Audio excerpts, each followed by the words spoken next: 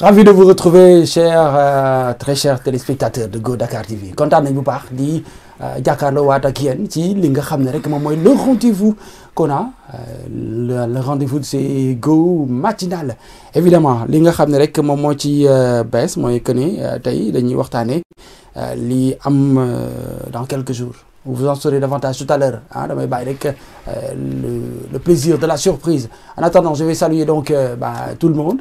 Je salue ñi nga xam ne ñoom ñoo am habitude di ñu seetaan, mais également ñi nga xam ne c'est la première fois ñu daal di dal ci émission bi fii rek lay xewee nag. Je vous le dis tout de suite. Bien entendu, juste après ça, j'ai le plaisir et donc l'honneur de la saluer elle également parce que nag moom mooy émission bi waaw bu ñu nee Dakar mooy Sénégal moom mi Latifa mooy Go matinal.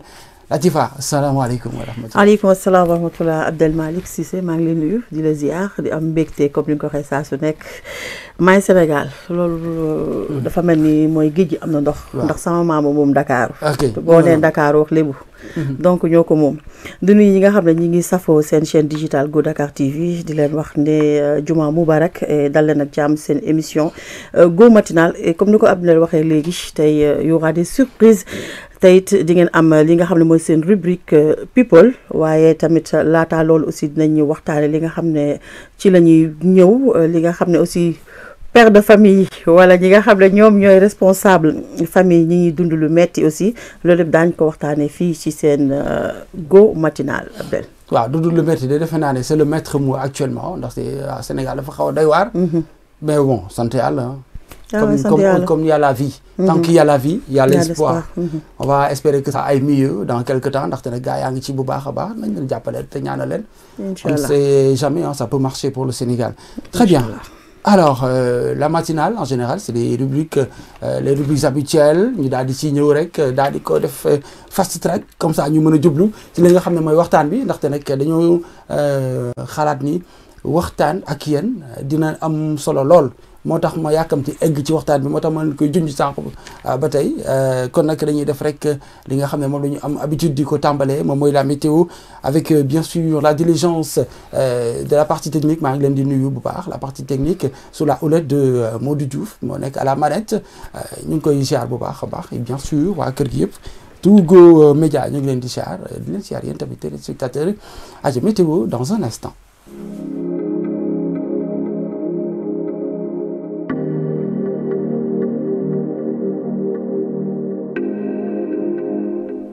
Les informations météo ak li nga xam ne rek moom mooy les prévisions de l'ANACIM comme ni ñu koy defee saa su ne xam nga ne en fait suñuy partenaires lañu par la force waaw kay waaw mu neex leen mu naqari leen ANACIM vous êtes nos partenaires pour li nga xam ne rek moom mooy les informations météo parce que voilà quoi donc c'est tout le pays qui est concerné et comme yéen a fi nekk pour loolu le dañuy rek daal di sukkandiku ci yéen saa su ne pour am les bonnes informations.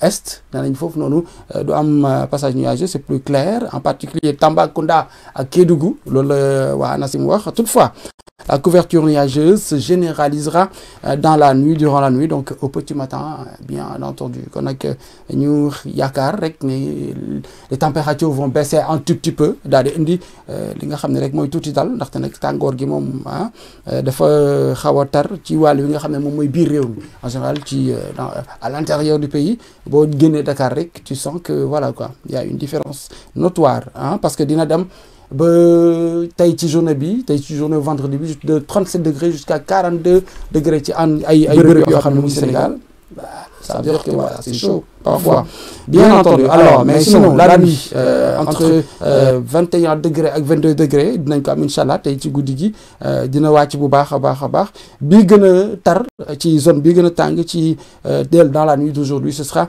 une température de 28 degrés du côté de Bakel ak du côté de un tout petit peu de Podor jàpp la zone frontalière du Mali voilà foofu mooy gën a tàng voilà sinon les vents dominants au secteur nord à nord-est avec une intensité faible à modérée voilà pour la météo. daal di jàll ci horoscope bi ak Latifa mi ngi dégg kii mooy Latifa dégg ngeen.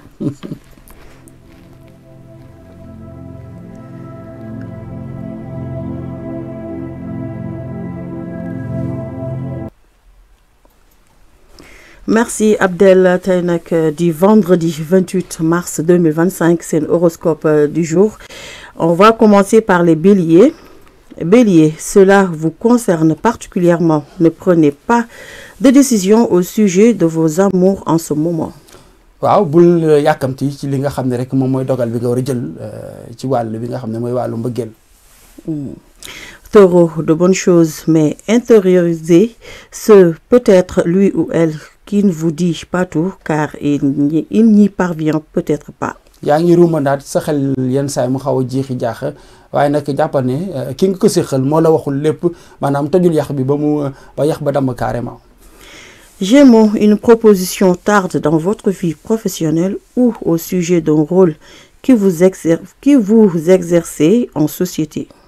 am na loo xam ne dafa xaw a tàggatee xaw a yéex tuuti waaye bul jaaxle ndaxte nag yéexaay boobu moo gën mu bañ a am na yéex moo gën moo xam ne loo xam ne maanaam di nga ko xaar ba xaddi lii nag dafa yéex rek waaye dina ñëw. Cancer, peut-être qu'un voyage est à nouveau d'actualité alors que vous pensiez y renoncer. waaw tukki mën na la bett ndaxte nag yow sax da nga yaakaaroon ne tukki googu fomb na mais nag tukki gaa ngi ñëw waajalal say bagages takk say ay valises. ay dëbës. voilà ay dëbës. Lion, un travail personnel donne de bons résultats. Vous vous confiez ou vous exercez une activité zen. waaw kay sas bi nga daal di yen donc di nga ko yenu te maanaam ndam di nga ko ci am bu baax a baax bu boobaa nag defe naa ne ñëpp dinañ kontaan ci loolu la. Vierge, vous ne restez pas insensible à cette période et cela concerne vos sentiments. waaw mbëggeel dafa la gane si fëgg na sa buntu de. waaw boo ko tijjilee rek mu ñëw. Balance, la conjoncture astrale est très influente. Côté cœur, attendez avant de vous engager. waaw dafa mel ni moom itamit àtte bële rek la de ñoom ñoo bokk àtte de waaye nag naam mbëggeel neex na lool waaye nag balaa ngaa dugg ci mbir xoolaat ko bu baax a baax. Scorpion, vous renouez avec des personnes aimées, voire avec une relation que vous croyez perdue. waaw yenn saa yi xam nga dafay am yenn saa yi nga ne lii de wax dëgg fa yàlla amu ci benn yaakaar sama yaakaar kii yàccee ko na ci voilà ma xaar ma dem jàll ci leneen quoi alors que nag boo maanaam taxawoon tuuti wala nga xoolaat bu baax rek di nga gis ne peut-être nit kooku le am na loo xam ne yor na côté loolu le war na la mën a daal di intéressé. Sagittaire, tout se joue en famille et il y aura des signes d'espoir à ne pas laisser passer. bàyyil xel ci sa njaboot ak ñi la wër maanaam say jegeñaale bu baax a baax ci foofu ne ngay mën a amee ndëgër laay boo xam ne dina la jëriñ ëllëg. Capricorne, Vénus vous rend la vie plus belle. Les contacts lors d'un voyage ou à domicile vous seront précieux. bu fekkee ne rek da nga maanaam nam tukki wala bokk nga daal di am ñooy jëflanteel ci biti. jàppal ne yooyu la jëflante dina mën a am loo xam ne njeexital lay nekk ci sa ëllëg yow ci sa bopp. Verseau, une somme que vous espériez pourrait vous parvenir et cela vous donne le moral. loolu la neex na bay bëgg de xaalis bay xaar moom ay koppar. wala ay lan ay dollars wala ay euro en tout cas mu ngi egg si bu baax mu ngi noonu tey ça tombe bien sax dafa mel ni jamono ji gars yi ñu ngi xaar bu baax envoyé xam nga loolu moom dafa nekk. vous avez reçu. waaw vous avez très bien vous avez reçu bi gars yi dañ koy bëgg voilà léegi mu ñëw incha allah t'inquiète pas. Voilà, pour nous les poissons, n'attendez plus à les retrouver celui ou celle qui suscite tant en vous d'envie et de désir. ma xoolaat la bu baax rek benn instant waaw dafa mel ni fukki la de sa photocopie la de wala sa description la de. Abdel waaw waxal ma bañ a kii ma bañ a lan. ma bañ a xuus ma bañ a xuus. waaw ma bañ a xuus bi waaw waxaat ko parce que bi ngay wax sama xel dafa nekk ci yow tellement redis la chose. Poisson, n'attendez plus à les retrouver celui ou celle qui suscite tant en vous. D'envie et de désir. waaw maanaam nit du rëy ci boppam nit que mu nekk góor que mu nekk jigéen fekkee ne wax dëgg fa yàlla maanaam da ngaa bëgg nit ki bul rëy dem ak jàkkaarloo mu ne ko wax dëgg fa yàlla man de lii laa yëg sama yëg-yëg ngi nii que nga nekk góor que nga nekk jigéen on est en 2025 que j'entre. D'accord. on est en 2025. yow noonu ay rëy yooyu dafa xew yi quoi. yàlla baax na. Voilà lii la ñu doon seen horoscope du jour kon je vous donne rendez-vous lundi incha allah à la même heure. très bien ma nga noonu l'horoscope avec Latifa avec li nga xam ne rek moom mooy tey dafa mel ni le sentiment qui domine c'est l'amour en ce début de week-end ak début de fête c'est normal hein c'est l'amour qui nu mu tudd sax qui nourrit le monde mbëggeel moom moo tax ñu nekk fi sax yàlla subhanahu wa taala daf ñoo bëgg moo tax mu daal di ñuy rek defal lim ñu defal xéewal yoo xam ne du jeex du xaaj ñaan leen ma may leen donc xam nga ne loolu mbëggeel mënu koo gën a fort kon nag mbëggeel aimons-nous entre nous mu nekk loo xam ne dañ koy dëggal ñun saa su ne parce que on vous aime vous chers téléspectateurs de Go Dakar TV très bien juste après l'horoscope on s'en va tout de suite s'intéresser aux informations people tamit rek li nga xam ne moom mooy la vie des artistes wala la vie des VIP en général nous intéresse ça vous intéresse vous kon nag ñu jël ci tuuti rek daal leen koy ñamal par la diligence toujours de Latifa Aïcha. toujours de Latifa merci Abdel. comme ñu ko waxee seen rubrique people Abdel dama daan yem fii Sénégal. rarement laa daan génn dem international tey nag am na ci ñoo xam ne amaana ne gëj nañ leen dégg yàgg nañ ñoo bégal. donc moo tax mu xuus dugg fa xool ñoom actuellement lan la ñuy dundee lan la ñuy nekk ak ci lan la ñuy nekk. que sont-ils devenus. voilà xanaa déet kay. mi ngi noonu yaa ko mayee noonu. maa ko mayee noonu. donc ki ci njëkk nekk ki nga xam ne Abdel kenn dootu ko présenté ci muy Michel Sardou. Michel Sardou borom la maladie d'amour. de 7 à 77 ans comme léegi ñu ngi doon waxtaanee léegi mbëggeel. mi ngi noonu. donc Michel Sardou mi nga xam ne. il a fêté ses 78 ans. Ah bon? Donc il a fait aussi 60 ans de carrière. Eh ben, xam nga nekkatul xale. donc moom mi. il a commencé tout quoi la chanson booy xool ça veut dire ay 18 ans yooyu nekk na déjà artiste. voilà. waaw ñu ngi noonu. ok donc 78 ans xam nga ne fu mu nekk léegi nekkatul xale magum jëm la. ba tax na temps yii passé ñu gis ko ci benn concert mu ñëw moom mi comme ni ñu ko waxee mu way li nga xam ne mooy Michel Sardou. Tire sa révérence. Voilà, donc il a chanté ça. Donc l'année 2025 marquera les 60 ans de carrière de Michel Sardou. Okay. Donc comme nous me 60 ans de carrière, donc il a 18 ans. Il a 78 ans. Oui. Donc def na loo xam ne maanaam tey jii c'est monde entier ñoo ko xam. c'est très rare de. tey longévité boobu 60 ans de carrière. voilà 60 ans de carrière. il faut le faire. bah oui te am foog nga am fit aussi. tey li ñu faral di wax saa su nekk tey Abdel dañuy wax ne feccu liir bu neexee yaa jaatee ci mbagam waaye tey fu mu nekk nii tey ñi nga xam ne ñooy sa people ñi nga xam ne tey ñoom ñooy say fans. ñoom ñoo la mën a accompagner ñoo la mën a dooleel tey ji ba nga am fit. exactement. Crous jàll ba tey mën a def ay 60 ans de carrière. Oui. donc chapeau à lui yéen ñi nga xam ne yéenay fan 60 kii Michel Sardou. gis nañu ñi nga xam ne tamit ay sénégalais lañu waaye terewul ñoom aussi jël nañu li nga xam ne moo nekk wayam reprendre ko fii gis nañ ci Alioune Nder donc voilà donc loolu wane na ni que moom il est international. ñëpp bëgg nañ ko ñëpp bëgg nañ ko donc kooku mooy Michel Sardou. donc ñu continuer ak ki nga xam mooy Jean-Jacques Goldman. ok tey daal. foofu laa fël. Goldman. mu nekk ko Jean-Jacques Goldman. bon sama fan si la. non excellent chanteur. il a beaucoup fait pour la musique française. mais aussi bokk na ci nga xam ne moo jàpp ci carrière kii di. Céline Dion et tant d'autres sax ndax du si Céline Dion rek la yam malgré ni moom fës ci carrière am moom lañ ci gën a ràññee. moom aussi ñuy wax malgré son retrait de la vie médiatique Jean-Jacques Goldman n'a pas quitté la musique. moom temps yi génn na ne dafa war a def benn duo ak kii di frère am Robert Goldman. Ah ouais, voilà carrément. Donc dañuy def benn. D'accord. nee nañ dañuy def un son inédit pour bégal ñi nga xam ne ñooy seen fans yi malgré que dafa nekkoon tuuti dans l'ombre. dem bu toog voilà génn. il était malade benn jamono. feebaroon na xëy na moo taxoon mu xaw a raar tuuti. mais moom nee na dafay dellusiwaat. fas yéene bégal ñi nga xam ne mooy fansam yi. d'accord Abdel Malick Jean-Jacques Goldman. ah oui. loolu mën a sànni tuuti ci moom ndax yow comme yow yaa ngi noonu. excellent compositeur. lui en fait boo gisee mu collaborer ak Céline Dion côté boobu la parce que lui il est compositeur c'est-à-dire de la musique mais il est également un bon nu mu tudd sax day bind ay textes. c'est-à-dire moom en fait il est partout, il est en amont et en aval de la production musicale ba nga xam ne maanaam c'est un homme complet dans son domaine mu nekk kàngam boo xam ne il est très respecté de l'Hexagone, du côté de la France. Donne également, voilà, donc une personne comme Michel Sardou qui a bercé beaucoup de générations. Il y a également qui la musique. Ça veut dire que c'est une des références également de la musique mondiale, hein, Jean-Jacques Goldman.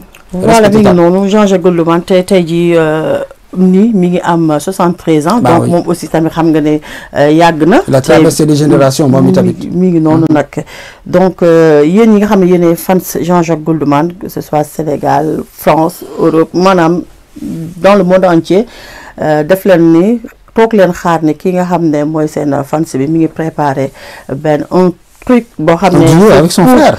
waaw c'est pour ses fans. Donc xaar leen ko et puis il y aura beaucoup de surprises d'après li mu wax. nañ leen ko teelu daal man daal maa ngi koy topp en tout cas. mi ngi noonu ma daal di daaneel toujours maa ngi fële ci France. ma daal di wàcc ci ki nga xam ne mooy Hélène Ségara. Hélène Ségara aussi ñu gis ko bu yàggul ci benn émission bu ñu ko invité woon moom aussi muy wax li nga xam ne dañuy critiquer li nga xam ne mooy son physique. Son physique. Voilà donc elle a grossi. Elle était malade. léegi nag boo ko gisee maanaam jongoma mineur la. diriyanke la donc nit ñi xamee ñu ko ci lool te les gens ont tendance à critiquer nit ñi xam ne seen physique la. te bon rek day jouer ci seen santé mentale. donc voilà donc moom génn na métti la noonu mais aussi mi ngi doon remercier ñi nga xam ne tey ñoo ko doon jëlal part. ci réseaux sociaux yi. commentaires yi parce que fu mu nekk ñoom ñëppay suivre. te neexul aussi tamit nga toog di gis ñuy wax loo xam ne ay metti soxol boo amul ndëgër laay tuuti bu yàggee nga dof non xamatu dañu doon wax naan dañuy yaakaar ne que bon wax ci ginnaaw nit wala waxal nit yenn yi Sénégal fekk baax mais malheureusement fépp la waaw maa ngi naan tubaab bi sax mais nit en général moo mel noonu c'est-à-dire yow da ngay yor sa armoire gis valise jàmbur bëgg tudd valise googu te wax dëgg fa yàlla gis nga critère de beauté yi nga xam ne ñoom ñoo ko teg maanaam mince ak yooyu noonu en fait c'est simplement dans leur tête. Ça se passe dans leur tête mais dans la vraie vie yow génnal maanaam cadre studio par exemple de mannequinat nekk di doxantu ci mbedd de France yi mais c'est des gens ordinaires amul kenn koo xam ne tane na sa morom ci beneen wàll c'est-à-dire yow li ngay wax ni mu ngi ci sa kër mu ngi ci sa bàjjen wala sa tante wala sa yumpaañ mais da nga ko fay bàyyi ñëw di tudd koo xam ne peut-être elle est sous le feu des projecteurs donc moo tax xam naa comme dañ ne siiw du jàmmi borom mais moo tax mais vraiment jóge ci feebar jël poids wala sa poids wàññeeku loolu c'est naturel. voilà te bon moom nag bon elle a beaucoup changé. bu fekkee yow xamoo ko boo ko gisee mu jëlee ñaari photo actuellement ni mu mel nii ak photo bu njëkk bu ñu la nee kii kal da ngay naan c'est pas la même personne. Elle était bien. voilà en fait elle était bien entre guillemets quoi c'est-à-dire bien dans la tête des Européens comme ni mu ko waxee parce que ñoom dañoo am benn idée de femme nii la war a mel quoi mais boo melu noonu rek. maanaam bokkatul ci société bokkoo ci mi ngi noonu. c'est dommage moom moo tax mu génn def benn communiqué sax laa koy parce que bon kaas na wax na que comme elle était malade da doon faju donc c'est normal que mu toog mu mel noonu. boo toogee defoo dara demoo fenn.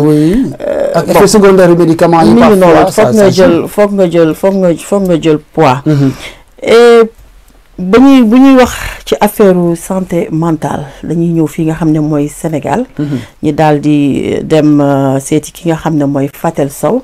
bu yàggu récemment ñi gis mu def benn vidéo boo xam ne mi ngi mettitlu li nga xam ne jigéen ñiy sëy nekk ci biir kër yi amuñu doom. ñu ngi koy dund. donc mu nekk benn vidéo boo xam ne c'est viral. vidéo boo xam ne bon ku ko gis aussi da nga ciy gis sa bopp ndax d'après les commentaires man su ma duggee ci biir damay gis ñi nga xam ne da ngay gis ku ne man j'ai fait 7 ans j'ai fait 8 ans j'ai fait 10 ans de mariage te aw ma doom voilà donc loolu mu nekk loo xam ne Abel nekk na lu métti loo xam ne jigéen ñi ñu ngi koy dund donc dañ koy remercier de passage aussi ci li nga xam ne mooy vidéo boobu mu génn di sensibiliser nit ñi parce que tey doom du ñu ñoo koy maye ndax bokkul ci contrat sëy Mais oui, Voilà, c'est donc, de obligation en fait. C'est un résultat, mais c'est pas une obligation. Automatiquement, quand tu es marié, que tu dois avoir un enfant. C'est du domaine de Allah subhanahu wa ta'ala. Moom mooy décider quand et comment. waaw te li ci gën a doy waar que mooy. ça dépend pas de la personne en fait. bu amee rek taf-taf ku jigéen ki la ñuy blâmer. waaw loolu c'est dans la mentalité sénégalaise. voilà ku jigéen ki la ñuy blâmer voilà da ngay toog même boo séyee. toog benn waxuma la sax ay kii da ngay toog un an de mariage bu ko defee ñi ngi ñëw toog di la naan la ngay xaar ak def yu kenn xamul te donc loolu dafay jouer ci nga li nga xam ne mooy nit ki dans la psychologie de la personne da ngay dootoo stable ci sa mariage sax parce que noonu loolu day nekk obsession ci yow ba finalement dootoo nekk nit tu ne penses qu'à ça kañ léegi si ça tarde à venir malheureusement bu fekkee ne dëgëroo amoo dëgër laay wala amoo entourage boo xam ne mën na la jàppale ci côté boobu ne la loolu garaawul du obligation mais da ngay dof ci instant yi. waaw parce que gis nga comme loolu vidéo ba mu kii gis naa ci benn commentaire boo xam ne man damaa obligé dugg dem def demande kooku. parce que j'étais choquée. léegi bi ma duggee kooku waxtaan nañ ci lu bari moom nee na du sax. bu fekkoon sax sa belle famille rek ñoo ci yem. mais moom jëkkër ci boppam. sa dëkk di ko wax loolu lan moo la teree am doom lan moo la teree am doom donc nee na moom bu nee jëkkër ji demal hôpital sa jëkkër ji day xuloog moom. ci loolu donc day mel ni que moom rek ku jigéen ki moom moo war a am. moo war a am doom te bon doom ñaare ko seet. donc du ku jigéen ki kese. donc dañu war a bàyyi li ñuy def dañu war a xam ne fu mu nekk lépp lu am ci sëy maanaam doom bu ñëwee ci sëy rek bonus la. tey suñu borom moom mooy maye suñu borom mooy xañe. di nga gis ñoo xam ne tey jii dañuy sëy am ñetti doom yu góor wala ñeent mais du tax ñu bàyyi dañuy bëgg doom bu jigéen. et malheureusement tey jii doom bu jigéen boobu bu ñëwee Abdel. ku la ne di nga ko fekkee. tey looy xëcc day nekk loo xam ne nekk lu doon lu gën ci yow. exactement donc nañuy éviter yenn yi ñu kuy sëy da ngay xam ne day sëy te yàlla tax te doom bonus la bokkul ci sëy. ndax mënoo toog ngay sëy par la force dama fay jur tant de doom wala par la force damay fay am doom ni déedéet dafa am loo xam ne tey jii bon suñu borom moo koy joxe donc vidéo nekk benn message boo xam ne jàll na nit ñi voilà donc ñëpp a ngi koy jël di ko waxtaane waat donc ñu ngi ci remercier bu baax a baax Fatel te parfois c'est un choix. C'est le choix du couple, jeune marié. soo neexee am ne on va prendre une marge boo xam ne dañ koy jël pour nekk ci ñun profiter un tout petit peu de la vie parce que après bu fekkee ne doom ñëw na la vie va changer day nekk beneen donne parce que doom ji mooy nekk au centre du couple mais bu fekkee ne yow da nga bëgg dund maanaam ak sa jabar ak sa soxna wala ak sa jëkkër loo xam ne par exemple moom ngeen doon rêvé depuis très longtemps mais am na ay possibilités yoo xam ne tu fais de telle sorte ne pas avoir d'enfant le plus rapidement possible mais xaar ba nga xam ne da nga koy programmer sa bopp loolu waaw mais te doom sax Abdel responsabilité la xam nga tey ji boo parewul parewoo pour am doom comme ni nga ko waxee donc choix la boo xam ne ñoom couple ñoo koy waxtaanee mais belle famille duñ ko gisee noonu malheureusement tey ji voilà tey ji dañ bon certes que boo demee ba takk soxna tey ji bon loolu tey ji yaa ngi koy waaw boo demee ba takk soxna loolu laa def noonu 5 ans de lune de miel laa may waaw mi ngi noonu nag waaw 5 ans de lune de miel kooku Abdel la ko am donc mi ngi noonu tey jii boo demee sëyi choix la nga waxtaane ko nga tey dama bëgg a toog benn 2 ans ou 3 ans le temps ñuy defaraat suñu couple le temps que ñuy bon savourer sa mariage après bon luy ñëw nga xam ne noonu la mais nañ leen bàyyi di xatal jigéen ñi nga xam ne ñu ngi ci néegu sëy yi exact voilà donc on va terminer ak ki nga xam ne mooy Soukhu Bébé qui met fin à sa carrière ndax ay critiques ndax comme moom la ñu wax ba léegi rek Sénégal toujours Sénégal donc ndax dafa génn dafa def benn live di wax ne ku bëgg a def anniversaire wala ku bëgg a def yenn publicité yi donc anniversaire tey vidéo maa ngi koy defee supposons à 5000 francs bi maa ngi koy defee lii waa def ay tarif donc nit ñu commencé di ko critiquer di ko mais pourquoi bon parce que nee nañ ko bon nguur bi fi nekkoon moo ko doon jàppaletu ko Sénégal voilà donc léegi amatul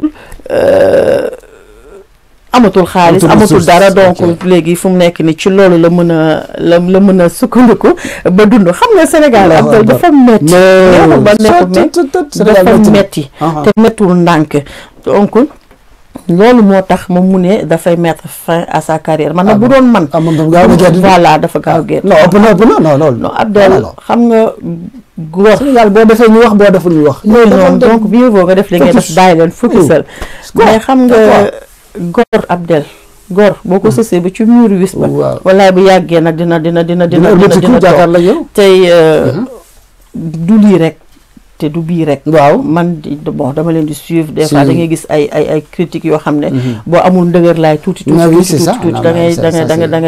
ngay daanu donc moom aussi man de bu doon jege naa ko dama koy naan carrément na continuer carrière parce que tey jii voilà elle est jeune ay moromam ñoo fi nekk ñu ngi dégg di jóge ko daanu mais teewul neexul de waaw dama ko yëgal léegi dégg nga so billaay fenn neexul waaw bul yaakaar ne rek day tout est lisse adduna bi il y a des hauts il y a des bas boo nekkee ci ay bas nag da ngay xam ne voilà il faut que am benn Pastef daal di dëgër bu baax a baax daal di mën a avancer bul la tax a bàyyi dégg nga sinon rek boo ko defulee doo dem de parce que Sénégal moom comme ni nga ko waxee léegi boo defee ñu wax boo deful ñu wax mieux vaut nag nga continuer sa carrière bañ a déglu kenn bañ a lijjanti kenn parce que c'est ta vie yow la c'est ton choix aussi yow yaa choisir nekk artiste nekk musicien bon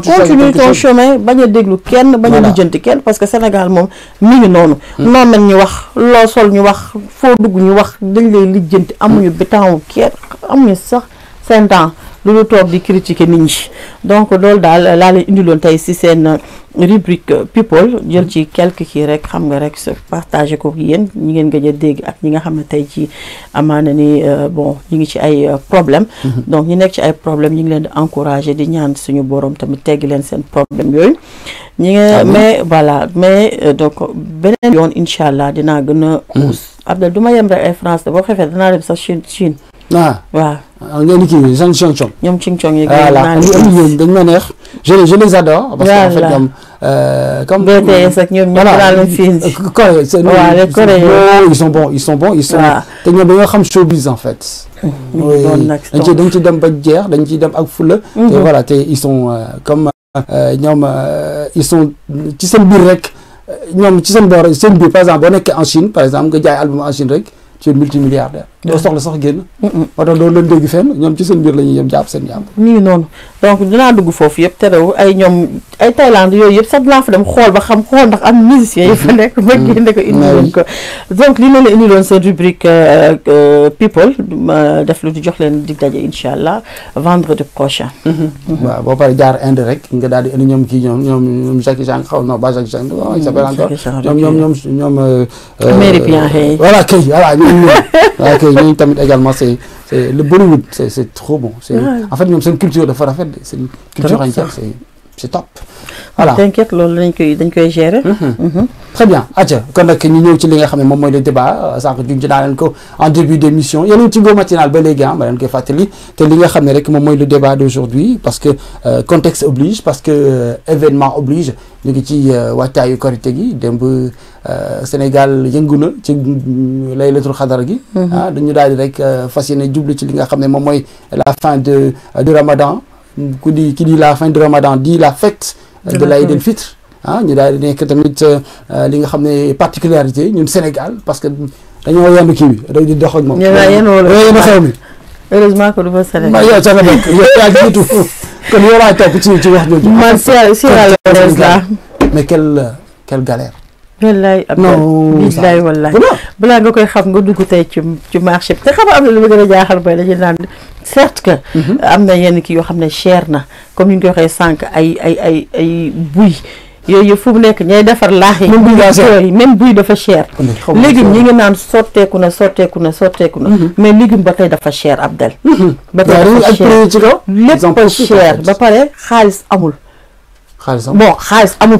pour ñenn ñi parce que tey jii boo duggee marché da nga gis ñoo xam ne tey jii da ngay toog naa xaalis dafa demee boor waaw mais tey ak nu xam nga lu sonal njaboot lu sonal parents yi lu mu metti da ngay sacrifier pour tes enfants yow garaawul mais say doom xam nga tey nga yor ay doom tey jii ku ci nekk nga bëgg ko solal ku ci nekk nga bëgg bon le fait que bonheur boobu ñuy am rek yow da lay jaral tey nga sacrifier tey pour ñoom parce que nos parents ont fait comme ça donc c'est normal que ñun nga xam ne ñu am yor njaboot gi ci jamono ji ñun tamit ñu daal di def li nga xam ne rek moom mooy cette tradition daal di koy perpétuer mi ngi noonu waaw mi ngi noonu mais normal quand même terewul aussi tamit Abdel def loo mën wax loo mën boo tëddee nelaw aussi mi ngi léegi comme ni ñu koy waxee léegi dugub bi cher na buy cher na am na koo xam ne tey mi ngi non dafa am yóbbante la parce que ko nekk ci beneen côté bi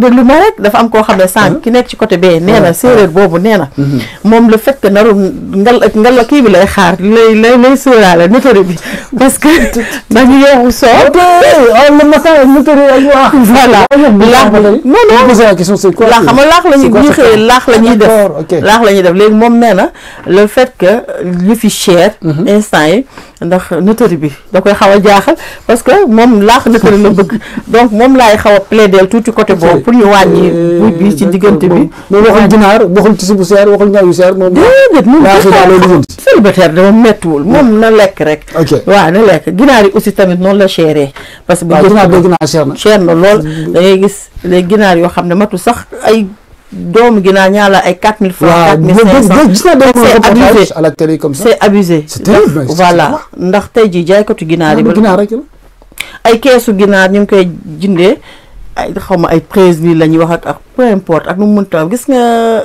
ci yenn kii man pour man si nga mën a jaamoo yàlla waaw commerçant yi de war nañ ko xam nag mais nag malheureusement est-ce que y a des commerçants yoo xam ne ñoom ils se disent que ci occasion bi laa mën a jaar pour mën a am xaalis bu bari am na saako soble xam nga lu mu jar non xaw ma ko walaay xaw ma d'accord saako soble mi ngi jar fu mu nekk ay 13 ou 14000 ok saako soble importé wala war a kii bu say bu local waaw yow yëpp ñoo yem ñëpp lañ doon wax naan local bay ki léegi lépp cher sac de pomme de terre wax kenn waxaalew ko donc tey jii dañu war a xool comme ni ñuy wax dëkk bi amul xaalis certes mais nañu dimbali nit ñi tuuti ci njaay mi te am na ñoo xam ne ñoom ñoo koy yokkal seen bopp waaw ñoom ñoo jël décision boobu yokk parce que voilà inflation bi parce que demande baa ngi fi genre yooyu donc voilà te comme sac de pomme de terre daan jar 7000 francs tey bu demee ba ay 10 000 ay 12000 xam nga tey ci dafa métti bu fekkee kër yoo xam ne ay kër yu ndaw la sax grave mais boo xoolee tey kër yi nga xam ne tey ay grande famille lañu tey ñaata ginaar nga war a jënd c'est ça ñaata moo tax tamit kër gu ndaw amatul sax borom ñaari jabar yeeg kër gu ndaw amatul yërëm naa leen kër gu ndaw amatul léegi lu mu kër ga lu mu ndaw il faut nga am benn affaire boo xam ne il faut nga def ko parce que c'est waaw contexte bi ko laaj quoi ndax am na ko wax ne ma bu njëkk ba dama daan jël 2500 wala 3000 dépensons ko joxe ko dépense léegi malheureusement 10 000 francs la ñuy def añ léegi reer ñëwagul waaw c'est vrai donc maanaam te journée bu nekk di nga joxe plus de 20 000 wala 25 000 yoo xam ne pour juste lekk gu baax boo bëggee lekk gu baax c'est ça mi ngi noonu léegi nag tey comme wàllum korite gi ñuy wax Abdel tissu yi aussi cher na tailleur yi ñu ngi kaas surtout tailleur yi parce que léegi nit ñi ñawlootuñu dañuy dem jënd seen prêt ñëw toog ok d'accord nit ñi ñawlootuñu dañuy dem jënd parce que boo xoolee prêt benn côté mooy gën a moins cher que boo demee boo xoolee ni tey boo jëndee tissu ay tissu mètre 5000 mètre 10 000 wala dara nga dem fay ñëw ay 20 000 daa dégg naa tissu cher mais ñëw moo cher da ngay gis tissu bu ñàkk fayda boo xam ne ay mètre 300 sax laa wax ni nga dem tey ci benn tailleur mu ñëwee la ko benn ñëw boo xam ay ñëw 15 000 la lay wax yi kenn xamul léegi da ngay gis da ngay dugg ci tailleur yeeg yooyu gis benn tunique wala genre affaire yoo xam ne bon ñaw nañ ko ba pare nga dem laajte ñu ne la tey 30 000 léegi yow boo toogee xool ne su ma jëndee tissu bi lii laa koy jëndee donc 30 000 yooyu tey boo demee tissu bi dina nekk 25 000 nga dem war a fay tey ñëw 15 000 francs donc ñaata lay revenir loo xam ne day cher c'est ça léegi yow da ngay préférer dem jënd prêt ñëw toog léegi kan mooy jaay prêt yi c'est-à-dire ci marché bi nga koy gisee ci marché yi lañ koy gisee même kii sax même dafa am ñoo xam ne tey jii dañuy exposé dañuy ñëw exposé donc yow tey jii boo amee tey su ma war a ñëw ci Abdel tey mu ñëwal ma ma dem gis Modou teg na prêt à porter quoi waaw ma dem jël ci Modou looy 25 000 la ko jaayee su ma naree ñëw ci yow tey dina ma coûter 50 000. donc je préfère dem donc yow à la fin da ngay mujjee daanu. c'est normal moo tax fu mu nekk nii dëkk bi métti na métti benn peeru métti boo xam ne. en tout cas Modou nee na ngeen wàññi buy bi. ndax ñu mën a am kii nëtëri. waaw moom je suis. moom ci laax yi daal la nekk. man mii sax ci laax yi laa nekk. waaw am na keneen ku taxaw ci biir studio bi moom tamit xaw ma ci lan la féete. ok waaw mais est-ce que mu féetewul ci ginaar yeeg yooyu noonu. parce que c'est important également. mën naa nekk. waaw parce que ab fayan la de. waaw léegi est-ce que ñu bàyyi correcté bi c'est-à-dire maanaam kii boobu mouvance boobu ñu daal ci génn ndànk daal di def comme si de rien n'était daal di kori suñu kori dem julli ñëw après ku nekk togg ñi soit ceebu jën ñi togg voilà. loolu moom Abdel nag tant que yaa ngi yor ay njaboot moom kooku doo ko benn plat. noonu lañ Sénégal. Sénégal bu ñu def révolution Sénégal lu ñëw ñu takk ci rip ñun feet bu ñëw ñu takk ci. te lu ma ci gën a ñun suñuy feet sax duñ ci dara duñ ci mën a duñ ci dépenser comme il faut. mais feetu jàmbur la ñuy gën a sonn. waaw feetu jàmbur la ñuy gën a gi la ñuy gën a dugg. comme par exemple benn genre Noël wala yooyu. ok waaw dañ ci sax sañse. ok daal di bokk 31 décembre la même chose. def suñu affaire ak yu kenn xamul. mais ça c'est le charme du leen instant tamit. waaw kon bi ñuy kon boobu mi ngi noonu. lépp lu xew rek ñu daal ci waaw. borom ginaar yi wàññi leen ginaar yi. borom légumes yi wàññi leen seen i légumes yi. borom buy yeeg ñoom soow ak ñoom laax. nañ ñu jàppale ñu wàññi kii parce que man je suis pour la laax. wàññi dugub bi. damaa bëgg laax. d'accord non Sénégalais moo bëgg a lekk rek wax dëgg fa yàlla. non rek loolu. man ginaar ak laax boo tegee laax laay jël suñu waa kër xam nañ loolu. d'accord man moom laax ma aw ma ci. doo laax ba pare ginaar. non dama ne boo teg laax teg ginaar. waaw laa la wax ni damay dem ci laax ba. waaye ginaar gi. waaw noonu laa mel. d'accord laaxal la gënal. laaxa ma gënal. kon baax na moo tax ma ànd ak Modou di kaas ci wàllum laax gi. yow na boo mënee kaasal ñi ginaar yi ñu dem ci. waaw ayca kon ñaari tim laax ak tim ginaar ñu xool kan mooy gagné bu yàggee dina neex de concours boobu dina garaaw. waaye studio bi kan ngeen yéen tim lan ngeen. mi ngi noonu Abdel te nag comme wàllum korité gi loolu lañ ci wax boo demee marché mi ngi fees dell. te ñi fa nekk ñëpp la plupart dañu dem juste pour seeni doom. lañuy gën a ñoo tax ñi gën cee sonn mais aussi pour bégal bu dee góor ñi pour bégal seen soxna yeeg te ñoom ñoo ci gën a sonn ndeysaan. waaw góor ñi moom vraiment ay jàmbaar lañu. ndax waxatu sa baat ci kaw. wallaay ay jàmbaar lañu nag ay jàmbaar ngeen. parce que tey jii tey bu ay doom solo.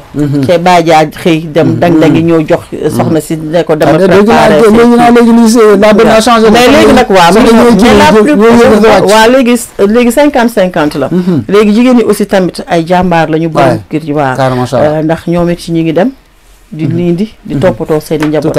donc yàlla nañu yàlla yombalal lépp ci barki weeru koor gi ñu nekk ci barki Laylatul Qadr bi nga xam ne si la ñu jógee. damaa romb benn marché dégg téye leen seen pochette yi téye leen seen pochette yi càcc ci tamit bëri na tëxëp te yenn saa yi ñu si ay vidéo yoo xam ne dañuy wane ay malheureusement ay soxna yoo xam ne dañuy dugg ci benn magasin jël ay tissu daal di rawale tamit loolu tamit ëpp na loolu c'est quoi cette tendance là doy na waar loo xam ne nit moo ko ñàkk daal di koy teg di ci am yaakaar yow nga daa jógee fële ak sa voilà ak say pexe ñëw daal di ñëw rek daal di tas yaakaaram loo xam ne pour benn fan la moom pour man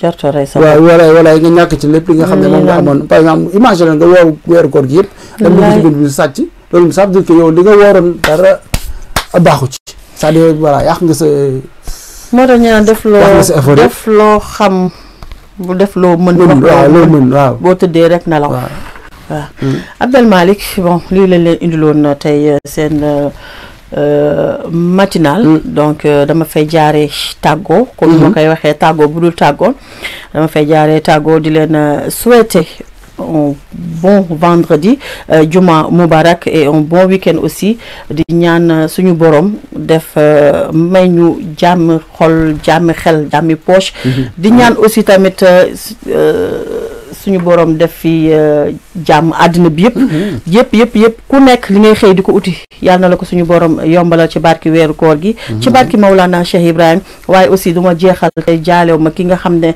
sama xarit la Khalifa rappeur papam ji fi génne di maître Khoureychi Ba mi ngi koy jaale di leen jaale di ko jaale famille yëpp Abdel Malik et bon je vous dis à lundi inchallah non à mardi inchallah damay correct est-ce que d'ici là correct si waaw ba tey Korité bu dee lundi la ñu ñëw waaw retour Korité bu ñu paree ci Korité gi nañ ñëw inchallah et d'ici là je vous souhaite de passer une bonne fête de Korité ngeen def ndànk yéen ñi nga xam ne yéen a njuufeen yeeg fayeen yeeg siise yi mbayeen yeeg ñooñu def leen ndànk ci ginnaaw bi man bokkuma ci waaw mais en tout cas li nga xam ne rek moom mooy comme ni nga ko waxee le plaisir de se retrouver après la fête de la Korité kon dañ leen ñaanal jàmm rek di leen déwénatil baa leen ñu àq ndaxte nag da koy anticiper noonu kontaan ci yéen bu baax a baax xéwal ak naataange ci biir réew mi ak ci biti réew mi ndaxte nag waaw si le monde va bien on est content ça nous profite à tous à tous les humains te loolu lañ ci bëgg ñun on a de l'amour pour tout le monde vraiment donc di leen ñaanal bëccëgu jàmm rek Go Matinal revient très vite avec beaucoup de plaisir et beaucoup d'informations à partager avec vous.